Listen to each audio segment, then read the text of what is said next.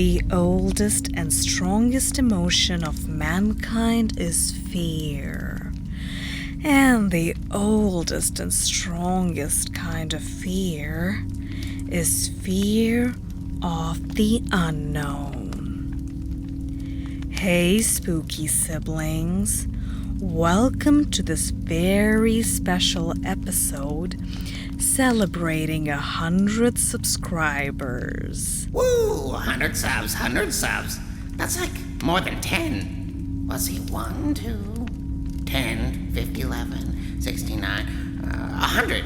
My name is Red, and this is Left on Red.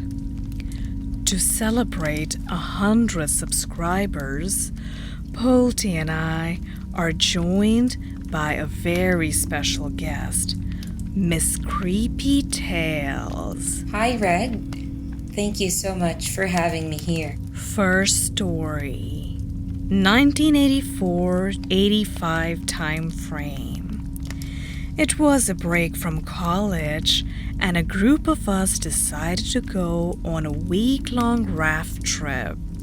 The river went through a Native American reservation. The night was clear and beautiful. The river was slow and manageable. Everything was going pretty well until the next to last night. We had finished dinner, put everything away. My travel mates had snuggled into the tents. I stayed outside to stargaze a while and try to identify different constellations because we had no moon. We were miles away from the nearest light pollution, and it was a gloriously clear night. When I saw it, at the edge of one horizon, a huge, bigger than the moon, huge, white light. It went across the sky faster than an airplane and disappeared below the far horizon. Took maybe 60 to 90 seconds to traverse the sky.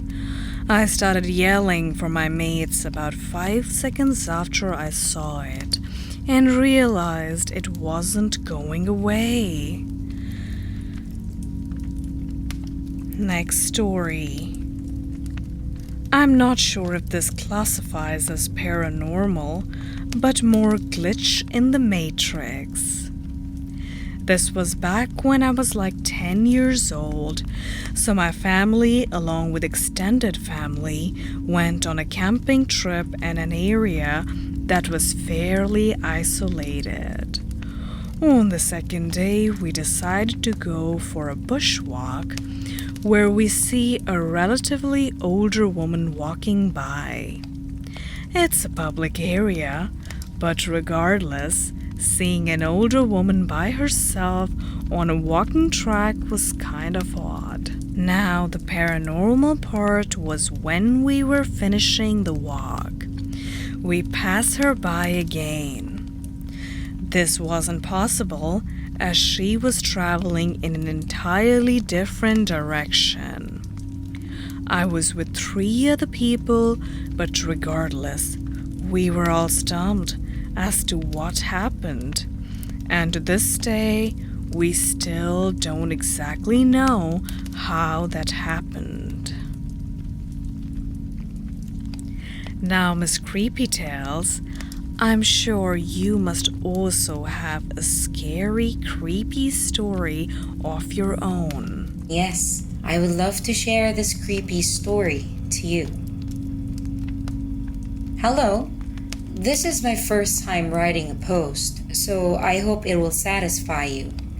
For a little background story, I am a scout since I am 8 years old, and last year, I was the leader of my team, so I had to do all the paperwork and calls for finding places to camp. It was mid-November, and I had to find a place to camp, but since I was lazy, I decided to wait a week before the actual weekend. A week before the weekend, I decided to call some owners so I can have a place to sleep.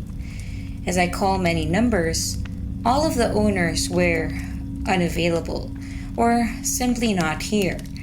But then I see a number which I've never called before since it's at the end of the list. I call and an old lady pick up the phone. I do the basic presentations and all, and she agreed to let me and my team stay at hers, and we were making arrangements.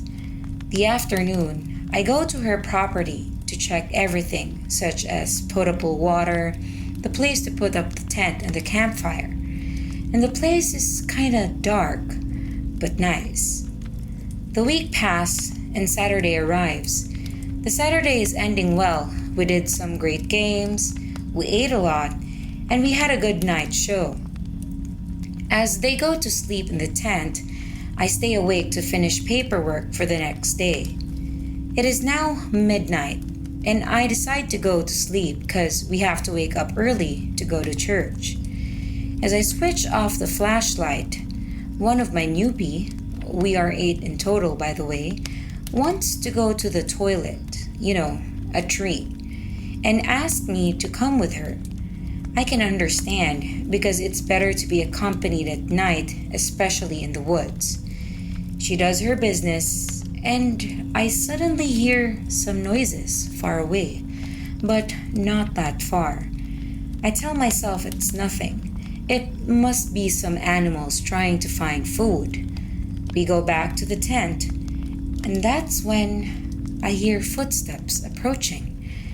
As I hear those footsteps, I remain calm and tell myself, maybe it's the old lady checking, if we didn't make fire too close or something. But I still have an odd feeling because it's midnight, and why would she do this at this hour? Then, I hear no more footsteps for about 10 minutes. Then I hear more coming to our tents. Thankfully, all of my girls are sleeping because they would have been scared. I was the oldest one, and they were about 3 or 4 years younger than me. As I hear footsteps, which seems to come from one person, I hear others coming from the back of the tent, and I was like, okay, this is getting weird, and I need to do something.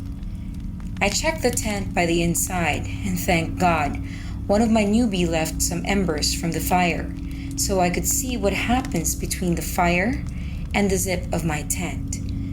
A minute passed by, and a silhouette is there, just between the fire and my tent. I stopped breathing. I literally froze. I started to move towards my phone when I saw the silhouette coming closer to the zip of my tent. I sent a message to one of my bosses who are always camping in the near areas if something happens. But I knew she would take too long, so I had to think of something and think fast. That's when I had an idea. I put my alarm on like a big siren because sometimes we would do like night games and wake up in the middle of the night. So I put my bell on and my girls woke up. The silhouette had started to unzip and I actually saw fingers from below. But as the silhouette heard my girls waking up, she or he sprinted back to where he came from. That's when I saw 2 other silhouettes sprinting back in the same direction. Everything ended well. 20 minutes later, my boss came and stayed the night, and I never had to deal with those silhouettes again. And Polty, did you not have a story to tell? Yes, I have a spooky story by Shainur Ullah to celebrate our 100 subs. Here it goes. I have never been popular on social media, and I've never had any followers on Reddit, Twitter, Facebook, or Instagram. Not even one follow. A couple months ago, I received 1 follow on each of my social media pages and found it quite odd how I had received the same amount of follows on each of my social media pages. Then, I noticed one person following me around. And this person was strangely everywhere I went. Then I had 3 follows on all of my social media pages, and also had 3 people following me around wherever I went. I even went on expensive holidays and traveled the world. But those 3 people were always there watching me. Then I had 5 follows on each of my social media pages and had 5 followers silently following me everywhere I went. Now, most people become excited when they get a following on social media, but imagine if you could actually see the size of your following every day. It changes everything. Then one day, I awoke to find 1,000 follows on each of my social media pages, and I had 1,000 people following me wherever I went. I'm suffocating being surrounded by all of these people. It's not good at all, especially for an introvert like me. I mean, I totally don't mind followers. They can follow me wherever they want, if they can find me. And I promise, I will haunt them right back. And that was the 100 subscribers special episode. A very special thanks to Miss Creepy Tales and Shainur Ullah. My name is Red, and this is Left on Red.